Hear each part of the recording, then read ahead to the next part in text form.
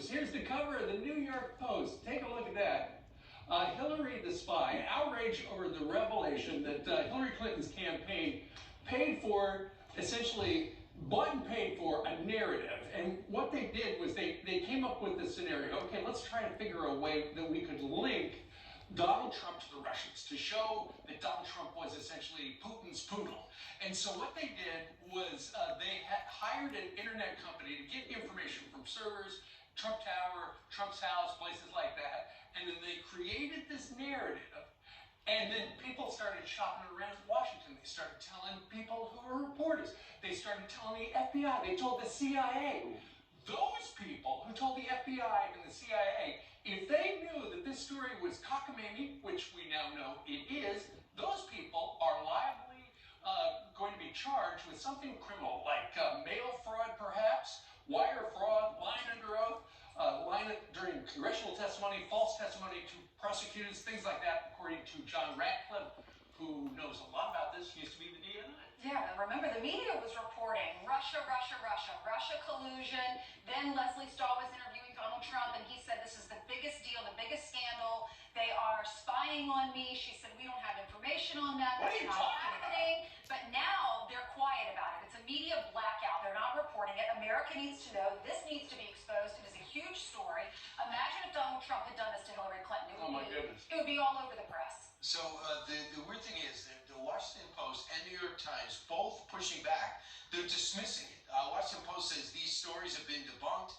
New York Times pushing back, say that there's nothing there, that the Washington Examiner and Fox News are inaccurately reporting what's going on.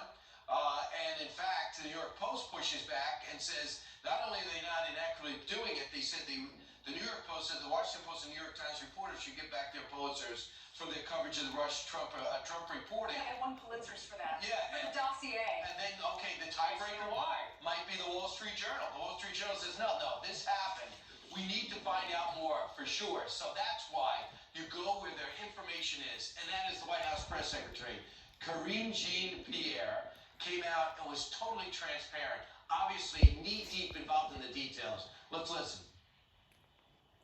Does the president have any concerns about a candidate for president using computer experts to infiltrate computer systems of competing candidates or even the president-elect to use for the goal of creating a narrative?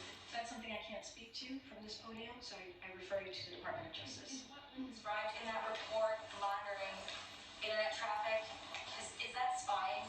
Again, I can't speak to that report. I refer you to the Department of Justice. Of course, she works for the President of the United States, and as it turns out, according to Mr. Radcliffe, Yes. the President of the United States, when he was Vice President, was actually briefed on this particular topic. So is Biden, so is the intel community and the FBI. Absolutely. CIA, FBI, they were all told about how apparently the Hillary Clinton campaign had come up with a plan to falsely accuse and vilify Donald J. Trump with a scandal. And the discussion with all those people that we just mentioned was whether or not the intel was good. And obviously it was not. And everything that Mr. Durham is investigating right now goes from that point on. And so you've got Mr. Durham right there. You know, he's a lawman who does not blab, but we are finding out more things. We do know that apparently more people are coming forward, and the grand jury is fired up out in Alexandria. John Ratcliffe, the former director of the National Intelligence, he says he expects to see more indictments come out of this investigation. They're calling it Russiagate. Sources are telling Fox, to add to your point, Steve, the probe has accelerated, more people are cooperating, much more activity than is visible to the public, they're telling us. So Jaffe, this guy Jaffe, Rodney Jaffe, is the one running the tech firm that had the legitimate contact with the White House. But the question is, were they hired? Was he working with Michael Sussman, it seems, in order? Michael Sussman's been indicted for lying to the investigators, lying to Congress, lying to the investigators initially. He said there was no attachment to the Hillary Clinton campaign when there was. He was just a concerned citizen who saw some internet traffic, cyber traffic involving the Trump campaign, later on the White House, and Russia.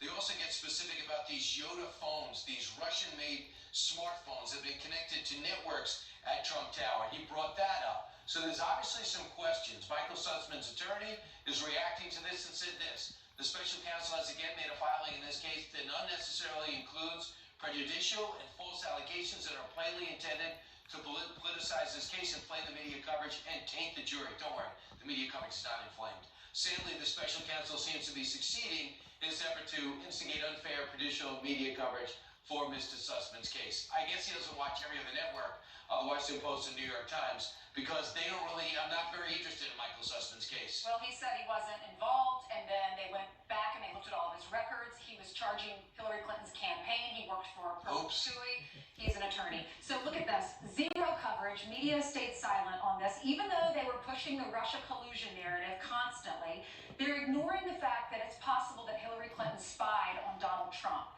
Gone completely quiet. Look at that. 0, 0, 0. CNN, they did give it 2 minutes and 30 seconds. MSNBC, 0. Oh, we should also point out that NBC on Sunday had the Super Bowl and the Olympics, and so their evening news was preempted. What about last night? Yeah, good question. You don't think Al Michaels could have mentioned something? Do you believe in miracles? Yeah.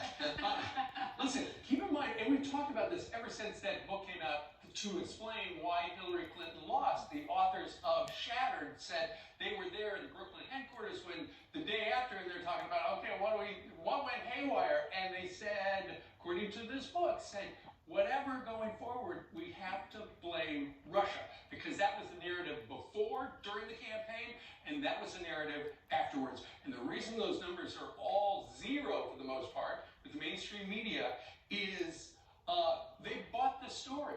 They told us the story. They were invested in the story. Donald Trump is in bed with the Russians. See all this stuff, and now for them to come back and say, you know what? Turns out Hillary Clinton made it up. They're not going to do it until somebody goes to jail. They created this entire narrative. Tulsi Gabbard, she's a Democrat. She ran for president, you remember. She's been very fair on all of this. Here's her take on what's happening.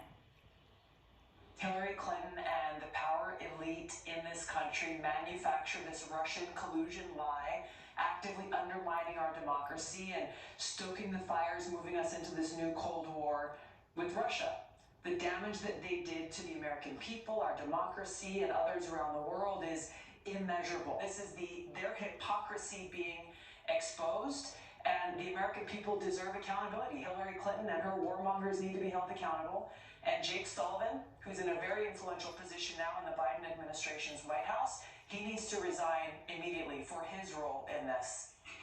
Jake Sullivan is now the National Security Advisor. Yeah. He is in charge of our national security, and he could have partaked in all of this, in spying on an opponent. Hillary Clinton is running against Donald Trump, and she spies on the opponent, according to the Sturm investigation. Jake Sullivan says, this is what he tweeted a long time ago, it certainly seems right before the election, it certainly seems the Trump organization felt it had something to hide, given it took steps to conceal the link when it was discovered by journalists. I wonder if this was brought up behind closed doors yesterday, because he was briefing members of the leadership, Republican leadership too, about what was taking place. If someone said, hey, by the way, what were you doing between 2016 and 2020? Because it certainly seems, not only is he doing it terrible at his job now, it seems he was undermining the job that President Trump was doing. It all is like, okay, we'll come up with this, we'll have the cyber leak, we'll have the cyber hack, we'll take a look at the information we get, and then we'll push it forward and act concerned as we get all the media outlets. And that's why there's countless video of him going from show to show saying the same story. Well, during the Trump administration, the Attorney General, Bill Barr, very fair guy, John Durham himself, who's conducting this investigation, no leaks so far for the most part, and Mr. Radcliffe, all looked at the intel and agreed there was not a predicate to open a federal investigation. And that's why it all comes down to Michael Sussman, who fed the stuff to the FBI and CIA. That's why he's on the hook for that. And then this Rodney Jaffe, who worked at News Star, tech executive, apparently a brilliant guy, had aligned himself with Hillary. He recruited all these college kids to look through the stuff, find anything you can that links Donald Trump with the Russians. And apparently they looked before Trump was even in the White House, and they saw connections between the Obama White House and Russia. They didn't bring that up because it did not fit the narrative. And the narrative was Donald Trump, bad guy, can't be president.